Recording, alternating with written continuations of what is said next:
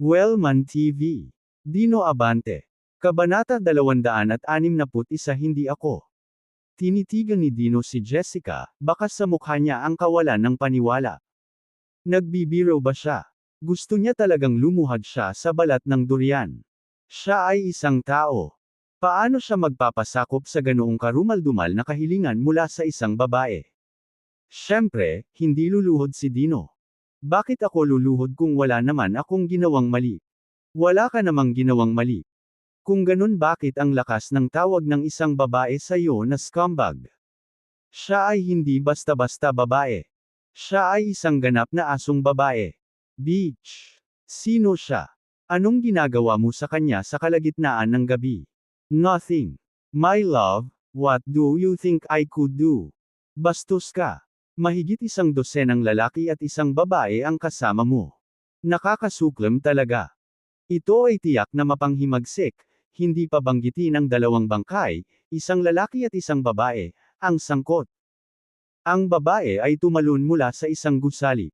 Ang kanyang utak ay nagkalat kung saan-saan. Ang lalaki ay nagbigti. Ang kanyang dila ay nakalabas, mahaba at nakakagulat. Ang salaysay ni Dino ay half-truths, half-fabrication. May naramdamang mali si Jessica sa kanyang kwento. Are you giving me a line? Better explain yourself quickly, or you're going to be nilang on that durian. Lumabas ako para ipagluto ka ng barbecue, di ba? At nang malapit na ako sa Kings, isang babae ang literal na nahulog mula sa langit, patay sa impact. Nanatili ako para tingnan kung ano ang mangyayari. Pero may nakita akong kakaiba, kaya inalerto ko ang Sarge na namamahala sa kaso, ang asong iyon, na sinasabi sa kanya na hindi iyon pagpapakamatay, ngunit pagpatay. Ikinuwento ni Dino ang lahat ng mga pangyayari ng maikli, na nagbigay kay Jessica ng buod ng lahat ng nangyari. Sa pakikinig sa kanya, pakiramdam niya ay nakarinig siya ng isang kwento mula sa American Horror Story, lalo na sa pakikipagtagpo ni Dino sa isang demon raiser.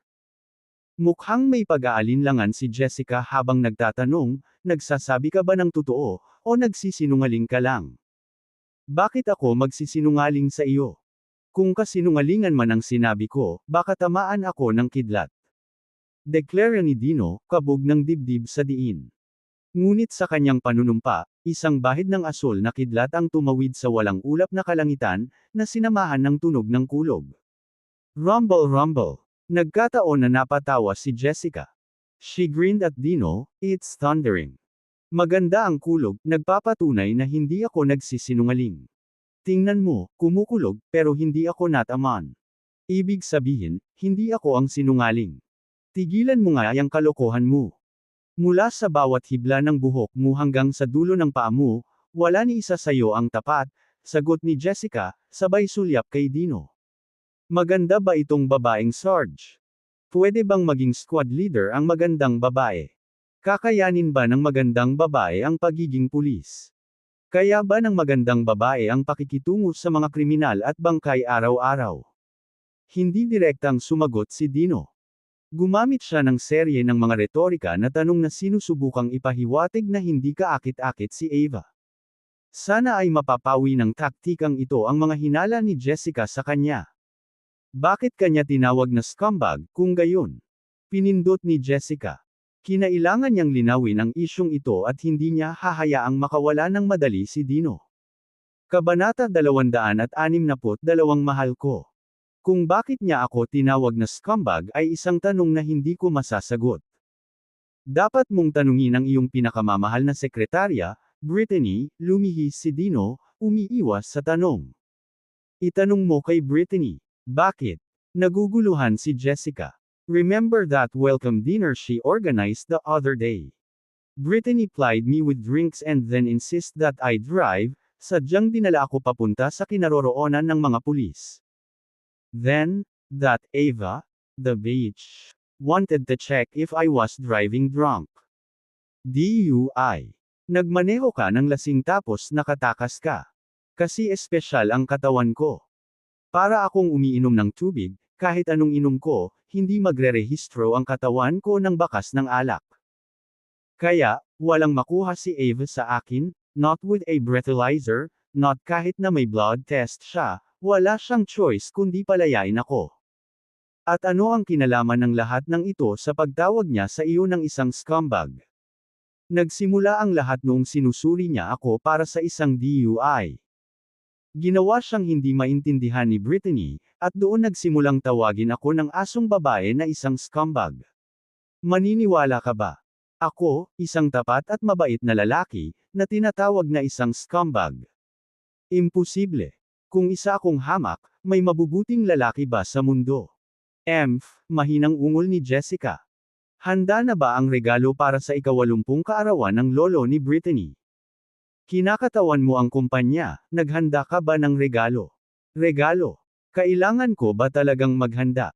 Of course you do. You're representing the company. I have 2 bottles of vintage alcohol here. Take them as the company's gesture. Iniharap ni Jessica ang isang bag ng tela na naglalaman ng 2 bote ng alak, bagamat nabulok na ang mga etiketa. Sa isang malapit na tingin, kitang-kita na ang 2 bote ay puno ng vodka. Ito ang vodka. Oo. 50 taong gulang na vodka, medyo bihira. Ang halaga ng bawat bote ay hindi masyadong mataas, ngunit babalikan kanila ng halos 1,000,000 bawat isa. Ganyan ka ba ka-generous kay Brittany? Ano ba ang pinagsasabi mo? Masasabi mong galing sa iyo ang mga bote na ito. Sa ganoong paraan, mapapakinis mo ang mga bagay-bagay sa kanya. Kung patuloy kanyang tina-target ng ganito at pareho kayong mga kasamahan, hindi ito magiging kaaya-aya. Dapat ang mga kasamahan magsama kayo. My dear, are you asking me to sipsy up to her? My dear, you really are magnanimous, asking me to curry favor with another reasonably attractive woman. Dino, anong iniisip mo? You and Brittany can only ever be colleagues. If you dare to have any other ideas, see how I'll deal with you. What do you mean? Hindi ko pa nga natitikman ang mga delicacy sa bowl ko. How could I possibly have ideas about her? Do you think I'm stupid? Pagkarinig nito, hinawakan ni Jessica ang tenga ni Dino at marahas na nagtanong, Dino, ano ang ipinahihiwatig mo? Sinasabi mo bang hahabulin mo siya kapag nakuha mo ako? Depende sa'yo yan.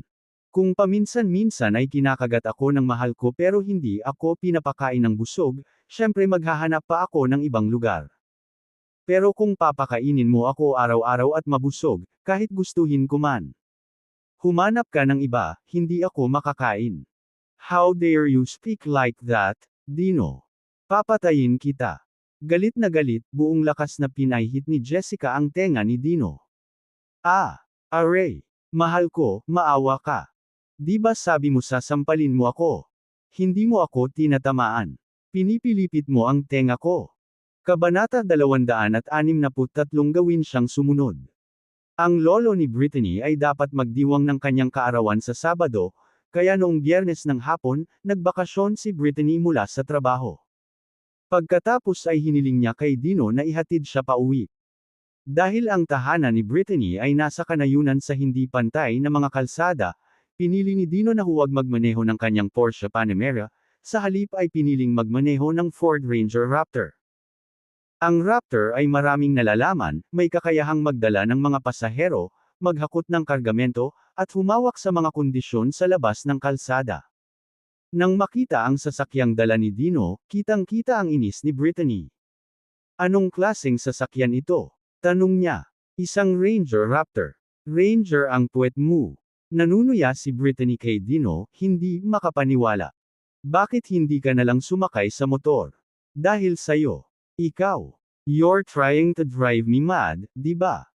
Ang paglala ni Brittany ay humantong sa kanya upang itapak ang kanyang paa sa galit. You mean you can actually be driven to death? Tell me, what should I do to push you over the edge? Anong gusto mong gawin? I want to drive you nuts. Kung mamatay ka sa galit, magiging masaya ako, at wala nang mangiistorbo sa akin. Wouldn't that be great? Ikaw. Ako. Galit na galit si Brittany na hindi niya mahanap ang mga salita, at sa halip, sinipan niya si Dino. Nang makita ang mataas na takong natatama sa kanyang balat, mabilis na umatras si Dino, at hindi nakuha ni Brittany ang kanyang marka. Nawalan ng balanse, si Brittany ay natisod at muntik ng mahulog, ngunit mabilis na inabot ni Dino at hinawakan siya sa baywang, na nagligtas sa kanya mula sa pagtama sa lupa. Pervert ka! Nadama ni Brittany na sinamantala at inihampas ang kanyang kamay sa mukha ni Dino bilang ganti. Hindi naman pwedeng sampilan ng babae ang isang lalaki, diba? Kaya naman, bago pa madikit ang kamay ni Brittany sa kanyang mukha, mabilis na hinawakan ni Dino ang kanyang palso, dahilan para hindi siya makakilos. Pervert, bitawan mo ako. Pakakawalan kita once na mangako ka na hindi mo na ako sasaktan. You're bullying me. Wah! In a surprising turn, biglang napaluha si Brittany. Ang dramatikong eksenang ito ay naganap sa kalye, at ang mga nanood ay nagsimulang isipin na si Dino ay minamaltrato sa kanya. Nagpakita ng hindi pagsang-ayon ang ilang mga dumaraan, at ang ilang kababaihan ay bumulong-bulong pa sa kanilang hindi pag-aproba. Anong klaseng lalaki siya? He's got such beautiful girlfriend and not know how to cherish her. Pinaiyak pa niya. A scumbag. Such an angelic girl should be spoiled rotten. Sa halip, pinapaiyak niya ito. What a scumbag. It's just not fair. Unfair. Such a pretty girl being bullied by a scumbag. Nang marinig ang mga pahayag ng mga dumadaan, hindi napigilan ni Brittany ang mapangiti sa gitna ng mga luha. Tinuya niya si Dino, narinig mo ba iyon, hamak? Lahat sila ay hindi sumasang-ayon sa iyo. Ngayon pumunta ka at kumuha ako ng isang tasa ng kape bilang paghingi ng tawad. Bakit kita kukuha ng kape? Gusto ko kasi inumin. Ipinatong ni Brittany ang kanyang mga kamay sa kanyang balakang at mukhang galit.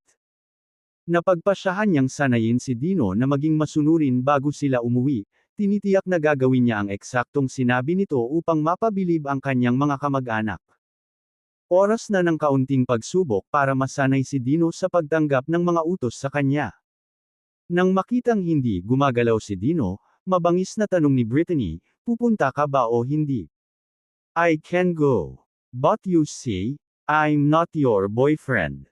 So, if you want me to run an errand for you, you'll have to pay me $100.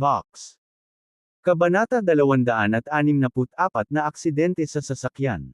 Ikaw. Galit na galit si Brittany na gusto niyang punatan ang suwail na lalaking ito. Ngunit pinigilan niya ang kanyang galit, naghukay ng $100 mula sa kanyang pitaka, hinampas ito sa kamay ni Dino, at inutusan siya, umalis ka. Salamat, Britty, sabi ni Dino, ibinulsa ang pera. Anong tinawag mo sa akin? Britty, tama ba? Ang tatay ko lang ang tumatawag sa akin yan. Hindi pwede. You can call me daddy, if you want. Doesn't bother me. Ikaw. Sisipain kita hanggang mamatay. Dahil sa inis, sinipa ni Brittany ang likuran ni Dino, na sa pagkakataong ito ay hindi niya nagawang iwasan. Ang tahanan ng pamilya ni Brittany ay matatagpuan sa River County. Bagamat bahagi ng New York City, ang River County ay higit sa 300 kilometro mula sa gitnang New York, at ang mga highway ay madalas na masikip. Nang sa wakas ay dumating na sila sa bayan, malapit na ang takip silim. Si Dino ay nag-iisang nagmamaneho sa cabin, habang si Brittany, puno ng merienda, ay mahimbing na natutulog sa upuan ng pasahero. Biglang lumihis ang isang Tesla na nasa harapan nila, lumihis sa isang kanal sa gilid ng kalsada. Ang harap na dulo ng kotse ay malubhang nasira, at ang mga airbag ay na-deploy na may isang pop. Nang makita ito, mabilis na pinahinto ni Dino ang Ranger Raptor sa tabi ng kalsada, dahilan para biglang bumao ng maayos na seatbelt sa dibdib ni Brittany, na hindi kaaya-aya. Anong ginagawa mo? Sinasaktan mo ako. Sinuntok ni Brittany si Dino, na inis sa biglaang paghinto. Isang aksidente sa sasakyan. Car accident. How do you drive? Can you even drive? Sa ganyang kalapad na kalsada, na aksidente ka. Half-puyat at hindi lubos na nalalaman ang sitwasyon, hindi sinasadya ni Brittany na mag-imbestiga pa. Napag-alaman niyang angkop na sisihin ang simple-minded country boy na ito sa anumang bagay na mali. Hindi ako ang naaksidente. Yung kotse sa harap natin. Walang pag-aaksaya ng oras sa mga paliwanag, Mabilis na bumaba ng sasakyan si Dino at nilapitan ang nasirang Tesla. Ang kotse ay naglalaman ng 2 tao, isang mag-ama. Ang lalaki ay si Liam Turner, ang kamakailang nahalal na alkalde ng county ng River County, at ang kanyang anak na babae ay pinangalan ng Abigail Turner. Dahil sa matinding impact, pareho sina Liam at Abigail na nakulong sa loob ng sasakyan, hindi na makalabas. Tumakbo si Brittany at nagtanong, dapat ba tayong tumawag para iligtas? Pinagmasdan ni Dino ang kanilang paligid at sinabing, nasa isang bundok na kalsada tayo nakakaunti ang mga sasakyang dumadaan, at inabot tayo ng mahigit 1 oras bago makarating dito mula sa upuan ng county. Maaaring magtagal ang pagsadyap. Subukan nating buksan ang pinto at ilabas natin sila. The doors are deformed. How are we supposed to open them? Hinawakan ni Dino ang pinto at hinayla. Snap! Agad na bumukas ang pinto. Nagulat si Brittany. Napaka-bayulente. Hindi makapaniwalang ungol niya. Hindi pinansin ni Dino ang komento niya at mabilis na hinayla palabas ng sasakyan si Liam na nakajam sa driver's seat. Pagkatapos ay umikot siya sa passenger side at kinuha rin si Abigail. Okay naman si Abigail, konting superficial injuries lang. Si Liam, habang lumilitaw na dumanas lamang ng maliliit na pinsala, ay nawalan ng malay. Kinuha ni Dino ang pulso ni Liam para tingnan ang pulso nito at hindi nagtagal ay naunawaan niya ang nangyari. May sakit ba sa puso ang papa mo? Nawalan ba siya ng kontrol sa sasakyan nang kumilos ang kondisyon niya? Hindi makapaniwalang tinitigan ni Abigail si Dino, halos hindi makapaniwala sa narinig. Paano? Paano mo nalaman? Tanong niya. Kabanata 265 Pagliligtas sa iyong tatay.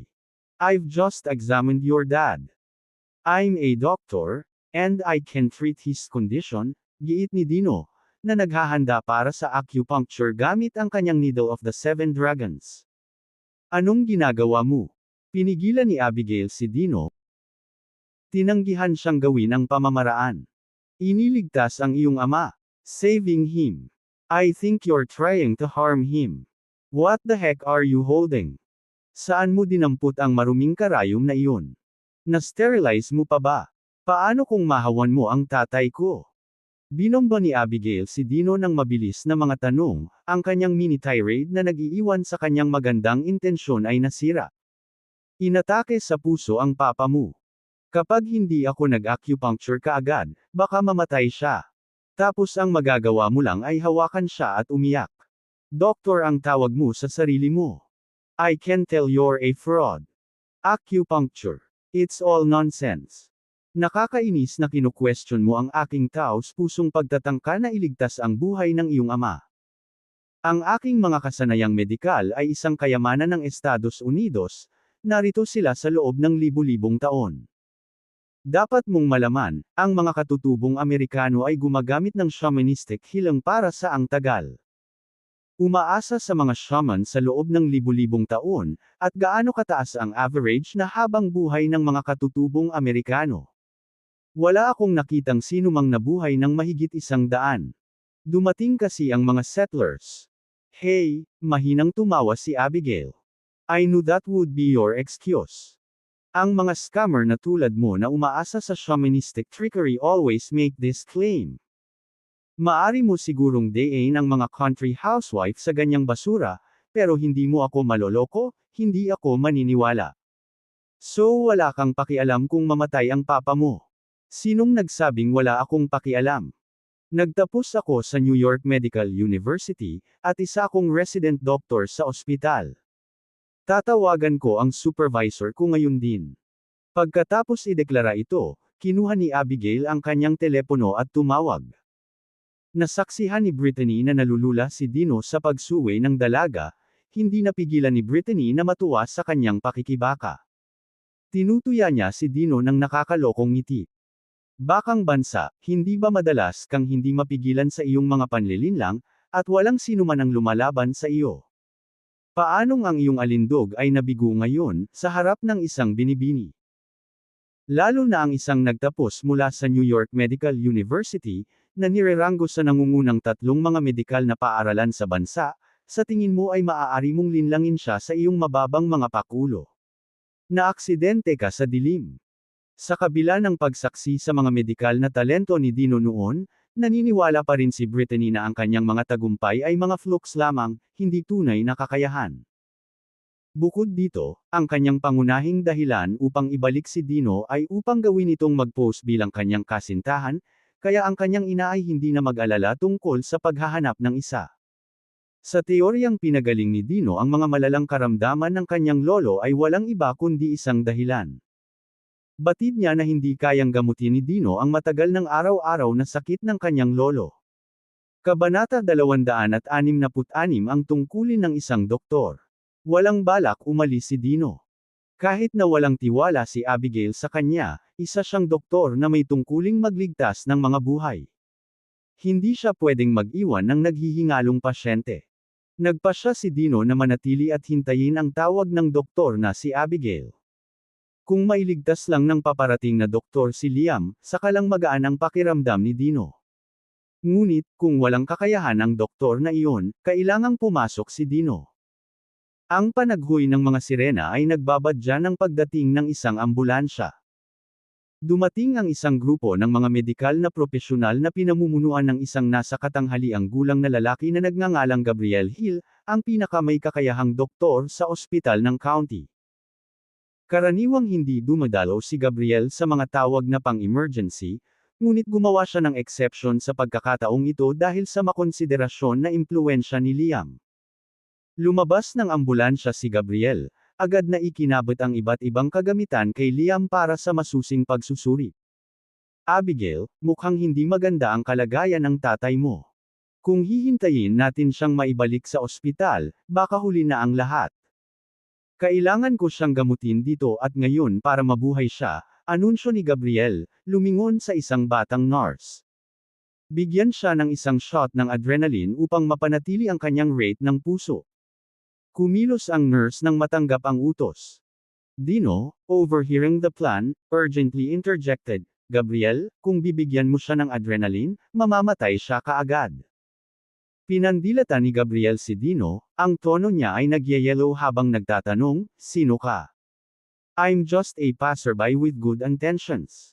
Isa pa, medical practitioner ako. A medical practitioner. Saang ospital ka kasama? I don't belong to a hospital, isa akong shaman from a village. Salamangkero.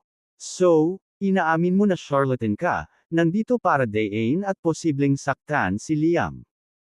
Ang akusasyon ni Gabriel ay nagpatigil sandali kay Brittany bago siya tumalon sa pag-uusap, nagtatanong, teka, ano? Sinabi mo bang ang taong ito ay isang mambabatas ng estado? Saang county? Malinaw, ito ang aming River County. Ang tugon ni Gabriel ay nagdulot ng ideya kay Brittany. Ang kanyang pamilya ay nangangailangan ng tulong sa isang isyo na hindi niya kayang hawakan ng mag-isa, at ayaw niyang isangkot si Jessica. Gayunpaman, ang batang taga-bayan na ito ay isang ganap na naiibang bagay. Pakiramdam niya ay may karapatan siyang utusan siya na lutisin ang isyo bilang kanyang nararapat na gantimpala. Hinayla ni Brittany si Dino at tinanong siya, so, kung ang doktor na iyon ang mag-iniksyon, mamamatay ba talaga si Liam? Definitely, sagot niya. Ngunit maaari mo siyang buhayin pagkatapos. Kaya ko. Perfect. Let the doctor proceed with his treatment. After Liam pass, you'll resuscitate him, making you his lifesaver, right? Anong anggulo mo? Naghinala si Dino. I need his assistance with something. Kung ililigtas mo ang buhay niya, tiyak na hindi niya matatanggihan ang kahilingan mo, di ba? Anong kailangan mo ng tulong? Importante. Hindi pa isisiwalat ni Brittany ang kanyang mga plano sa batang taga-bayan, kaya tumahimik siya tungkol sa kung ano ang kailangan niyang lutisin. Samantala, sa pagkagambala ni Dino kay Brittany, sinunod ng batang nurse ang utos ni Gabriel at tinurukan si Liam ng adrenaline. Kabanata 267 Isa kang manloloko. Habang itinuturok ang gamot sa kanyang ugat, nanginginig ang katawan ni Liam, at pagkatapos ay nagsimulang bumubula ang bibig, nakahawig ng isang taong nalason. Bago pa man makapag-react ang sinuman ay biglang huminto ang kanyang paghinga. Patay na ba siya? Namatay ba si Liam? Gulat na gulat si Gabriel. Paano siya namatay? Nagtataka siya, naguguluhan.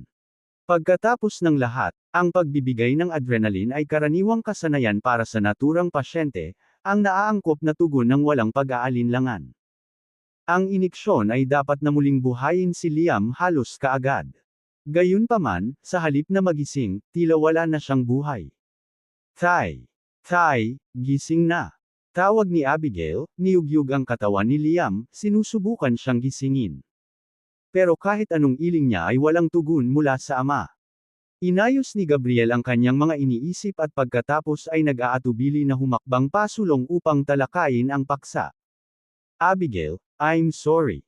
Ginawa ko ang lahat ng makakaya ko, pero huli na ang lahat. Wala na kaming magagawa para iligtas ang tatay mo, aniya na may panghihinayang sa kanyang kilos. Biglang naalala ang babala ni Dino kanina, umikot si Gabriel at tinuro siya ng paratang. Abigail, kung gusto mong may sisihin mo siya. Nakipagtalo sa akin ang charlatan na ito at naantala ang emergency response.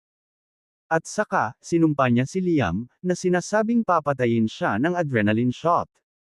Kaya, ang kasawian ni Liam ay hindi dahil sa kabiguan ko. Medical ability o treatment approach, pero dahil sa manloloko na ito, siya ang pumatay kay Liam. Ang walang basang akusasyon ni Gabriel ay nagpagulat kay Dino.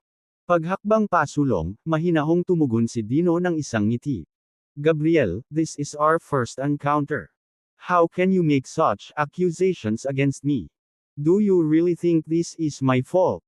Accusation. I'm merely stating the facts. Nasa kamay mo ang kamatayan ni Liam, iyon ang hindi may kakailan na katotohanan. Sinasabi mong patay na si Liam. Naguguluhan si Gabriel sa tanong ni Dino. Of course, he's dead. Wala na ang pulso niya, walang heartbeat, halatang patay na siya. Hindi siya patay.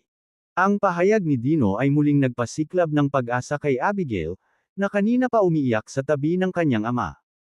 Tumigil siya sa pag-iyak, nanlaki ang mga mata niya sa pag-asa habang tinanong niya si Dino, anong sabi mo? Sinasabi mong hindi patay ang tatay ko. Seryosong tumanggo si Dino. Kahit na mukhang patay na ang tatay mo, buhay nga siya. Gayunpaman, ako lang ang makakapag-revive sa kanya. Napahagalpak ng tawa si Gabriel sa mapangahas na pag-angkin ni Dino. Ha. Manloloko ka, hindi ka na nag-abala pang gumawa ng kasinungalingan. Patay na si Liam, lahat ng instrumento ay nagpapakita ng zeros that signifies death. Kalokohan ang pagsasabi na buhay pa siya. Tsaka wala ka ng iba. Isang walang sapi na doktor, isang manloloko. Ang sinungaling na ito hindi niya mailigtas si Liam. Napamura si Gabriel na hindi makapaniwala. Kabanata 268 Naniniwala ako sa iyo. Nang makitang hinahadlangan siya ni Gabriel sa pagliligtas kay Liam, nadama ni Dino na obligado siyang ipaalala sa kanya ang kanyang responsibilidad. Liam is in a state of suspended animation. Maaaring mukhang patay na ang katawan niya, pero nandoon pa rin ang kamalayan niya. Naririnig niya ang lahat ng nangyayari ngayon. Kaya kung patuloy mo akong pipigilan, mabisang sinusubukan mong patayin si Liam. Yudun, hindi ko gusto na iligtas ko siya dahil ito ay magpapakita na ikaw ay walang iba kundi isang walang kakayahan na doktor na hindi makakapagligtas ng mga buhay, ngunit ang kinan lamang sila. Sa galit, si Gabriel ay naging betrayed. Itinuro ang ilong ni Dino, he retorted, ikaw. Manloloko, how dare you accuse me of being incompetent? Kung hindi ka incompetent, bakit si Liam, isang buhay na tao, ngayon ay patay sa iyong mga kamay? Ano ang ibig mong sabihin sa pagsasabi na pinatay ko siya? Si Liam ay may dati ng kondisyon sa puso.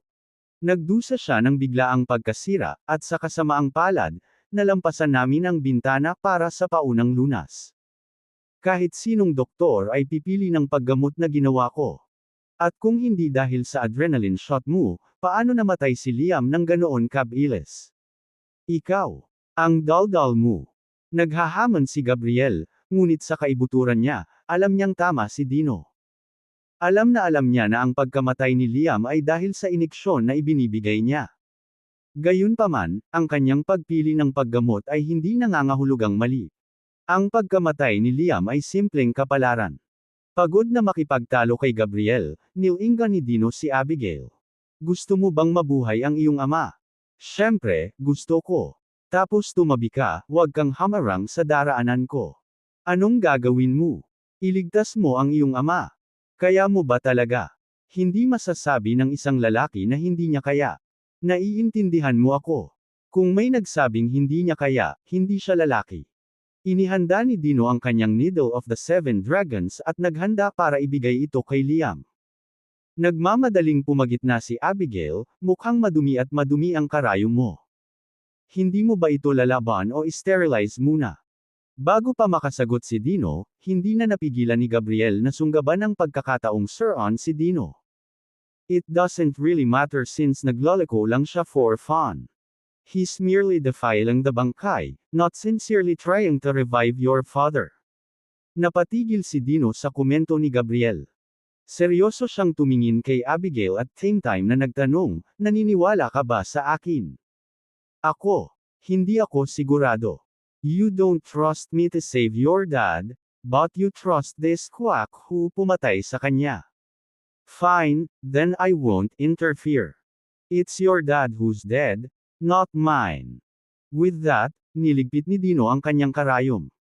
Bilang tugon, nagpanik si Abigail at nagmamadaling nagpahayag ng kanyang pananampalataya, naniniwala ako sa iyo. Naniniwala ako sa iyo. Mangyaring iligtas ang aking ama, dapat mong ibalik siya. Kahit na na-corner si Abigail at nag-aalinlangan sa taong ito na mailigtas ang kanyang ama, wala siyang ibang pagpipilian kundi ang sumugal. Abigail, nalinlang ka ng manloloko na ito. Patay na ang iyong ama. Kahit ang Diyos ay hindi na maibabalik sa kanya. Ang taong ito ay tiyak na may lihim na layunin. Dapat kang mag-ingat. Kabanata 269 ang paninirang puri ni Gabriel. Dino, keeping his cool and donning a cheeky smile, responded to Gabriel's accusation, Gabriel, what do you mean I have ill intentions? Alam mo talaga kung ano ang ginagawa mo. Layunin ni Gabriel na Sir-on si Dino nang walang anumang ebidensya, kaya malabo ang kanyang mga sagot. Habang naghahanda si Dino na sumagot, pinutol siya ni Abigail, stop arguing already, just treat my dad. Oo, ma'am. Magalang na sagot ni Dino. Narinig ang ma'am, nabigla si Brittany, at tinuro ang isang nag-aakusa na daliri kay Dino, ma'am. Sino ang tinatawag mong ma'am? Siguradong hindi ikaw, asong babae ka. You country bumpkin, you dare call me a bitch. And you dare hit on another woman right in front of me. Bakit hindi ko matawagan ng ibang mga babae na ma'am? Sino sa tingin mo? Sino ako? Paki-clarify ang sarili mong status dito. What status do I have? I'm just your fake boyfriend, nothing real about that. Wala kang kamag-anak dito. May karapatan ka bang pigilan ako sa pakikipag-chat sa ibang magagandang babae? Nag-chat eh. Si Abigail lang ang pinapatamaan mo dahil anak siya ni Liam. Isa ka lang lalaking gold digger. Matapos magalit kay Dino, bumaling si Brittany kay Abigail para magbigay ng friendly na payo, Abigail, hindi mabuting tao ang batang taga-bayan na ito, mag-ingat na huwag malinlang sa kanya. He's not a good man. Then why are you hang out with him? Why do you have him pretend to be your boyfriend? Natarante si Abigail. Siguro sinusubukan lang niya akong akitin. Pero isa akong matuwid na lobo, hindi ako mahuhulog sa mga panloloko niya. Habang nagbibiro, nag-acupuncture si Dino kay Liam. Nang pumasok ang Needle of the Seven Dragons, malakas na sumipa ang mga paa ni Liam na parang poloka. Ang paggalaw na ito ay nagpatawa kay Gabriel, na hindi maiwasang magbiro, isang poloka. Nagalit si Abigail sa komento nito, at binatukan siya nito, ikaw ang poloka. Upang ilihis ang awkward na sandali at mabawi ang ilang dignidad, sinubukan ni Gabriel na gambalain ang lahat sa pamamagitan ng pagsigaw, naiintindihan ko na. Naiintindihan ko ang plano ng charlatan na ito. Siya ay isang shaman at iginiit ang paggamit ng acupuncture, na kailangang isagawa sa mga bangkay. Kaya, under the guise of reviving Liam, he's actually using Liam's body to practice his acupuncture is just a reflex. Na na-trigger ng charlatan na tumama sa isang partikular na punto na nagpasigla sa isang nerve, hindi ito senyales ng kanyang pagbabalik sa buhay. Pagkatapos ng kanyang monologue, si Gabriel ay nakaramdam ng labis na pagmamalaki sa kanyang sarili, sa pag-aakalang siya ay matalinong nakakita sa mga plano ng charlatan. Palibhasa'y nag-aalinlangan siya tungkol kay Dino sa simula, nakita ni Abigail na kapanipaniwala ang pagsusuri ni Gabriel pagkatapos makinig sa kanya. She eyed Dino warily and asked, "Totoo ba ang sinabi ni Gabriel? Are you using my dad's body to practice acupuncture?" Sa halip na diretsyong sumagot si Dino, "Ano sa tingin mo?" Kabanata 270 subukan ang kanyang makakaya. Pagdating sa paggagamot ng mga sakit, gagawin ko ang lahat. Pero magtagumpay man ako o hindi, nasa Diyos na iyon. Kung ayaw ng Diyos na mabuhay ang iyong ama, kahit na maibalik ko siya, maaaring may kulog. Patayin mo na lang siya, paliwanag ni Dino. Ikaw ang tamaan ng kidlat. Kung patuloy kang nagsasalita ng kalokohan imbes na trituhin mo ng maayos ang tatay ko, ipagdadasal ko ang kulog para maging abo ka. Pagbabanta ni Abigail, nainis sa inasal ni Dino. Walang ibang salita, ipinasok ni Dino ang pangalawang karayom, at ang mga mata ni Liam ay pumikit. Napatulala si Gabriel. Siya, naging zombie. Takot na tanong niya. Zombie. Ikaw ang zombie. Ganti ni Dino, sa kabamaling kay Liam. Bumabuti na ba ang pakiramdam mo? Paano nakakapagsalita ang isang patay? Tumanggi pa rin si Gabriel na maniwala na maaaring buhayin ang isang taong binibigkas ng patay, kaya kahit nakamulat si Liam, nanatiling kumbinsido si Gabriel na patay pa rin si Liam. Salamat, Doktor, salamat sa pagligtas mo sa buhay ko. Wika ni Liam, na ikinagulat ni Gabriel sa katahimikan. Sumugod si Abigail at masayang niyakap si Liam, "Dad, buhay ka. Buhay ka talaga. It's all thanks to this doctor. Ibinalik niya ako." Ang mga salita ni Liam ay isang testamento sa matagumpay na paggamot ni Dino, at si Gabriel, na hindi matanggap ito, ay mabilis na sinubukang mag-claim ng kredito para sa kanyang sarili. Liam, hindi ang charlatan na ito ang nagligtas sa iyo, ako. Ginamit ko ang adrenaline para hilahin ka pabalik sa bingit ng kamatayan. Itong charlatan. Wala siyang ginawa para iligtas ka. Dinudungisan lang niya ang katawan mo ng mga iyon. Kakaibang karayom. Napakunot ang noo ni Abigail sa sinabi ni Gabriel. What did you say? A body. Are you saying my dad was dead? Hindi. Ang ibig kong sabihin ay katawan, hindi bangkay. Tumalikod si Gabriel, ngunit walang kahihiyang nagpatuloy, "Ikaw mismo ang nakakita sa sitwasyon, Abigail. Dapat mong malaman na ang taong nagligtas kay Liam ay hindi itong panloloko, kundi ako. Ikaw. I recall you just said my dad was dead. How can you now claim you revived him? Gabriel, for the top doctor of the county hospital, isn't this a bit too shameless?" Hinamon ni Abigail si Gabriel, malinaw na hindi sinusuportahan ang kanyang salaysay. Nang makitang hindi pumanig sa kanya si Abigail, ibinaling ni Gabriel ang kanyang pakiusap kay Liam. "Liam, dapat maniwala ka sa akin. Ako talaga ang nagligtas sa iyo. Kung hindi ako dumating sa oras na may adrenaline shot na iyon, sa ngayon ay malamang na nag-check-in ka na sa Grim Reaper. Hindi ko ito sinasabi sa mag-claim ng credit, ngunit upang maibalik ang katotohanan, ang pinakamahalaga, gusto kong maunawaan mo." Malinaw ang desperasyon ni Gabriel habang sinisikap niyang panatilihin ang kanyang integridad at awtoridad sa mata nina Liam at Abigail.